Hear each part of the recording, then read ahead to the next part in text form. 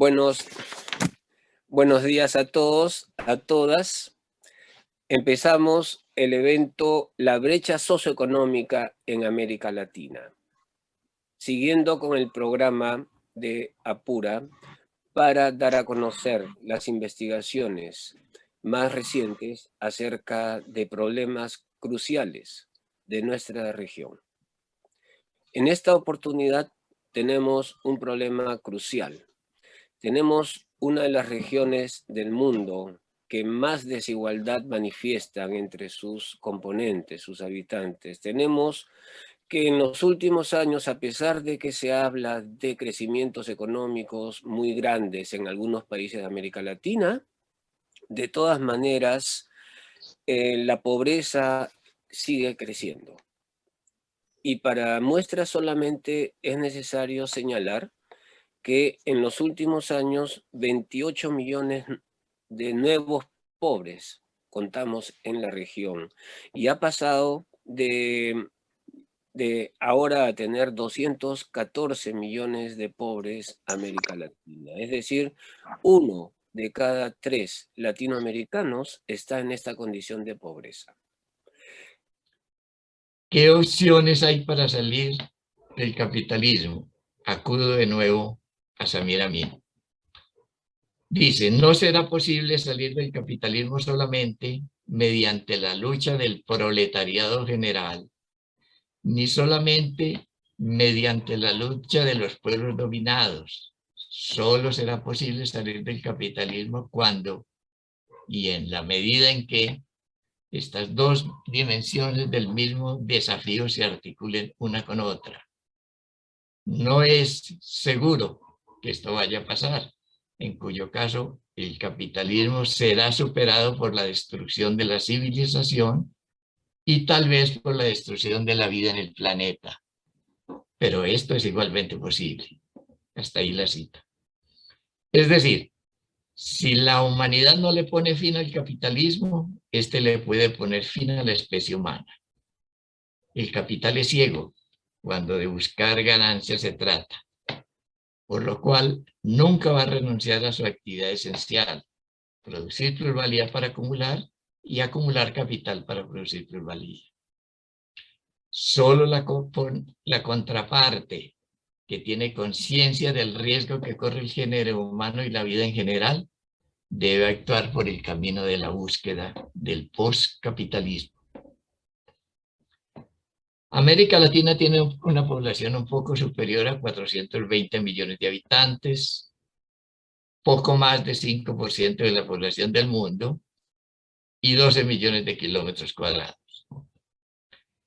El Producto Interno Bruto fue de 3.8 billones de dólares antes de la pandemia, más o menos lo mismo que Alemania con 80 millones de habitantes.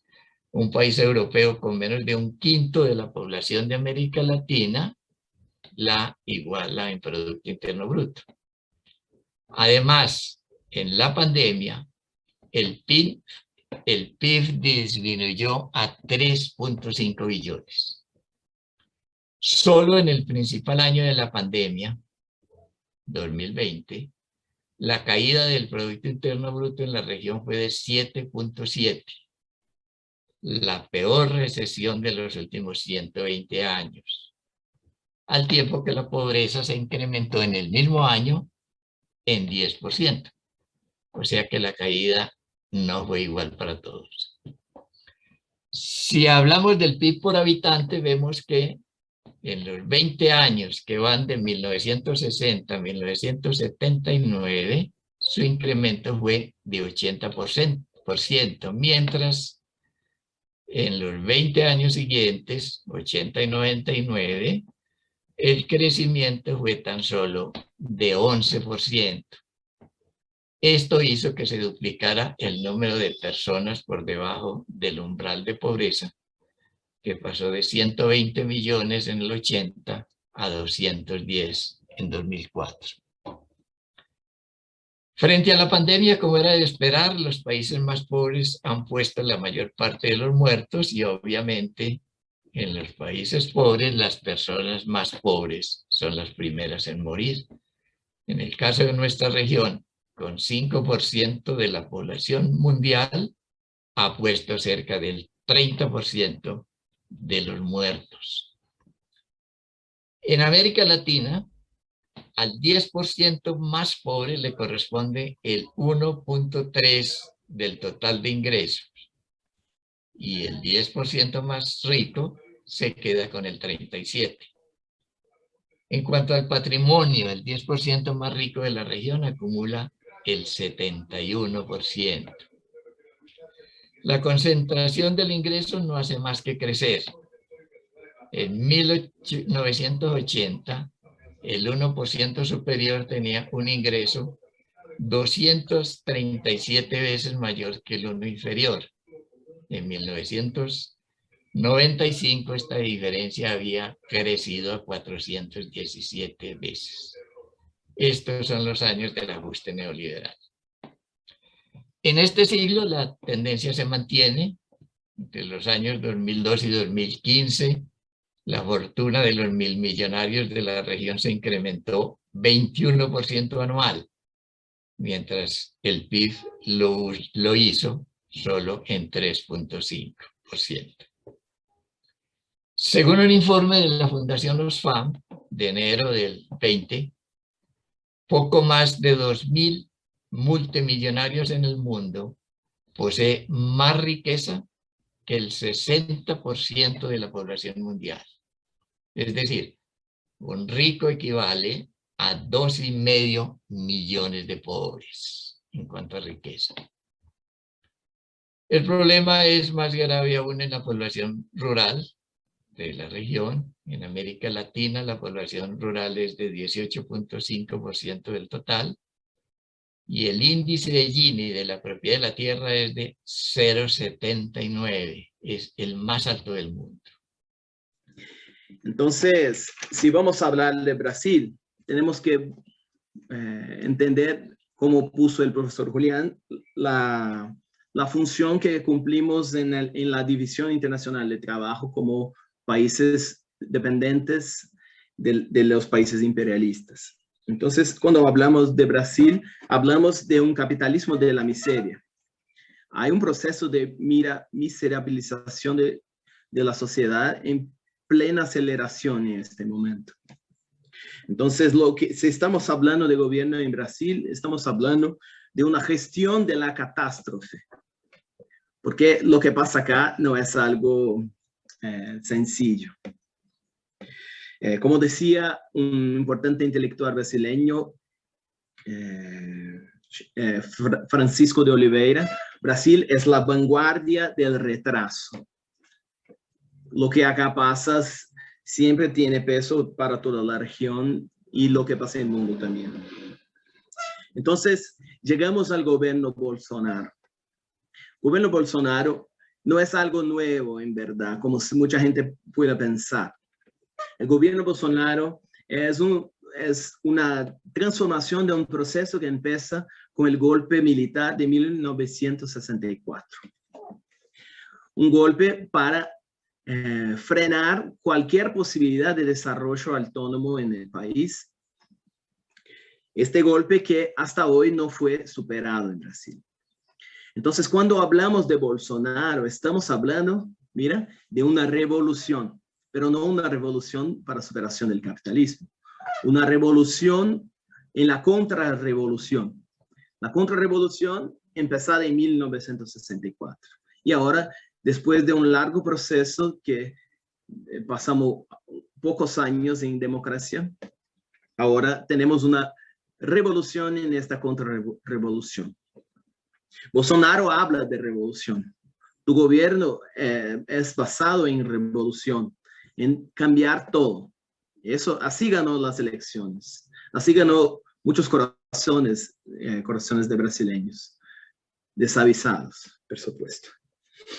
Entonces, el gobierno de Bolsonaro trabaja en esta perspectiva moralista, muy enlazado con las iglesias evangélicas, trabajando en contra de todos los movimientos sociales, desde los trabajadores sin tierra, sin casas, los movimientos de las mujeres, el movimiento negro, el movimiento LGBTQI+.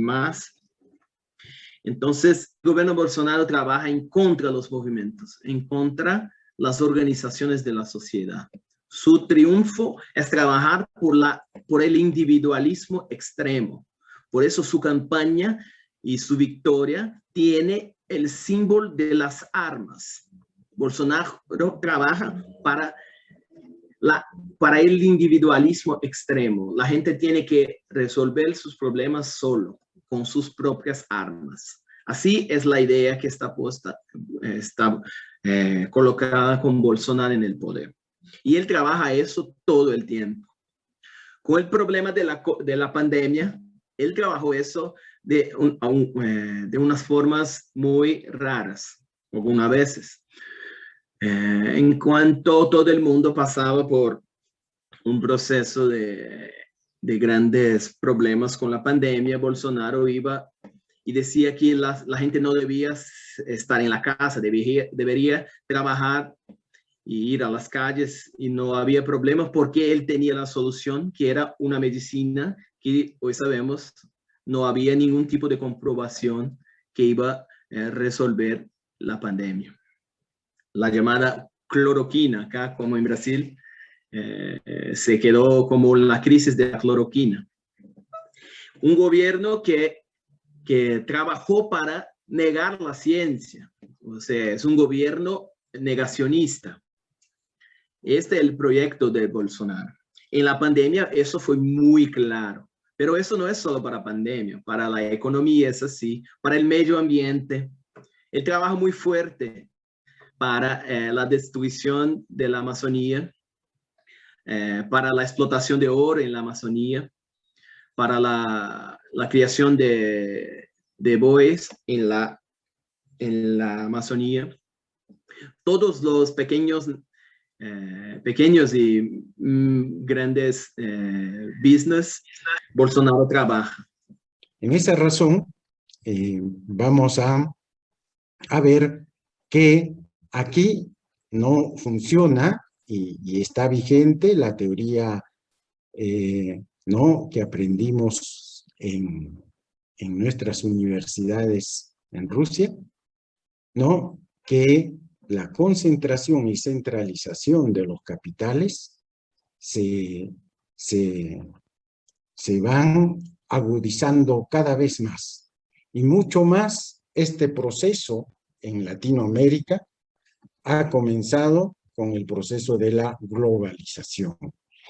La globalización, entonces, ha traído, ¿no? Si bien es cierto, un crecimiento económico para todos los países de la región, pero al mismo tiempo ha traído mayor pobreza para las grandes mayorías de la región.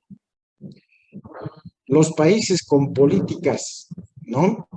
heterodoxas, diríamos así, entre ellos Brasil, Ecuador, Bolivia, Argentina y Venezuela, que promovían esfuerzos para una mejor distribución de los frutos del crecimiento, incrementaron el gasto social y promovieron con mayor o menor énfasis la diversificación productiva, en particular en el mercado interno. Los países con políticas, entre comillas también, no ortodoxas, ¿no? que están Chile, Colombia y Perú, promovieron la inversión extranjera en el sector primario exportador, es decir, el minero, petrolero, la pesca, la soya, etcétera, que era considerado como el principal motor de crecimiento, e incrementaron políticas fiscales y monetarias conservadoras que crearon un clima de confianza para los inversores y condujeron a tipos de cambio y precios estables.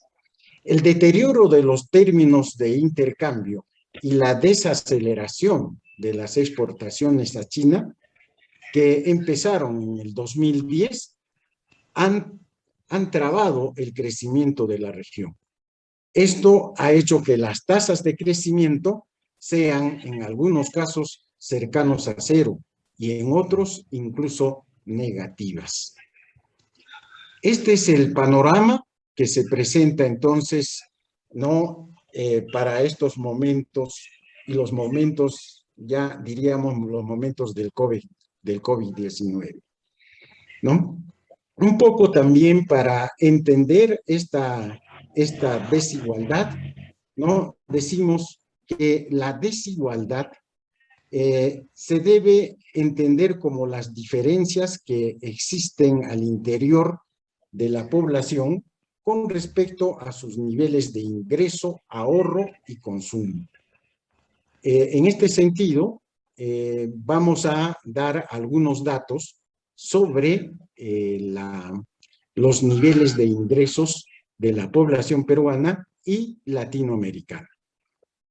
La incidencia de la desigualdad económica en el Perú es muy alta.